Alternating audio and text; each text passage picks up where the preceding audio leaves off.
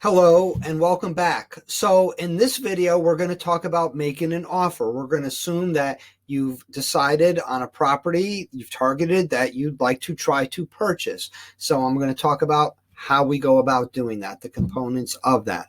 I do it through an electronic signature system, so everything would be coming to you for an electronic signature, and I always record a video just like this one here that would explain all those documents you're signing. Some are part of the offer, some pertain to my company specifically that are required. Talk more about those at the time. But for an offer, we generally have four components: the purchase and sales agreement, the property condition disclosures, your pre-approval letter, and a good faith deposit. So first I'll talk about the purchase and sales agreement because that's the big part of the offer. It's going to have everybody's name and addresses, the property addresses, that kind of stuff. But the main components of it that we're most concerned about are the price, the inspection, the mortgage, which is part of the price, and then closing.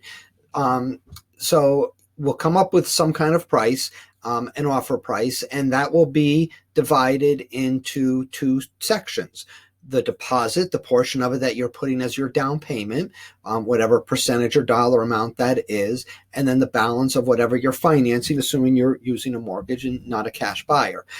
That deposit will get broken further into two areas. Once we've negotiated our deal and the seller has signed that contract, we will send them a good faith deposit, and that's going to be a portion, some portion of your total deposit, and the balance of that deposit would be at closing. So the contract would list the good faith deposit, the mortgage amount, and the balance of that deposit totaling the sales price that we're offering. You would have a mortgage contingency tied to that, which I'll talk about in the next video, and the home inspection, which I'll talk about in the next video, but the dates I'll talk about here. You're going to have, you'll see in the contract that I use generally, there'll be two dates, a date which to do the home inspection by, to report anything back to the seller that we find problematic, and a date, second date, which we have to notify them by, if we are going to terminate by. The mortgage portion would also have our commitment date, the date that we would have to have our mortgage commitment by. And if you were to terminate and get your deposit back, which has to be done in writing, it has to be done within those dates on the contract. Further, in a later section of the contract, there'll be any special conditions if we're asking for any, depending on what's going on, and any additional addendum where we list the property condition disclosure, the lead disclosure, if there's any closing cost credit that we're asking for, that's where we'll do that. And then a close date will be in there. The close date is usually a target date. Very often it is that date, but we are relying ultimately on two attorneys, the buyer's attorney and the seller's attorney schedule being in agreement. Sometimes it could be a day before, a day after, depending. If it's August when they're taking their vacations, that's another issue. Brokerage information will be listed there, mine and whoever the other party is will be there, the seller's brokerage, and you'll sign the contract, and then we'll submit it and wait for a response. And at that point, everything is negotiable that we've written in that contract. The monies, the dates we've written in there, even the deposit is negotiable. When the seller, gets it, they have three options. They can accept it if they're happy with it. If they don't like the offer, they can decline. Or third option is counter it, and they can counter any point in that contract. Obviously, usually the number one point the seller counters is the overall sales price of it. But even your deposit amount, depending how much you're putting up front, they may want to see you put more of your deposit up front. They may sometimes want to change the closing date.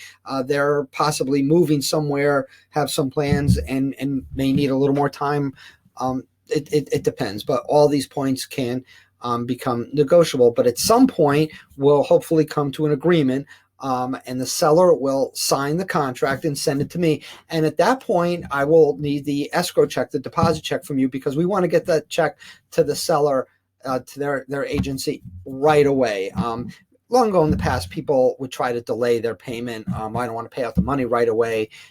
But you don't, because in order to have a consummated deal, one that puts you in control of the two contingencies, the home inspection and the mortgage contingency, which allows you to get out of the deal without mutual rescission, we have to have a consummated deal. And to have a consummated deal, we need to have two prongs. And one of those is, one way coming back to us is for a signed and executed contract by the seller.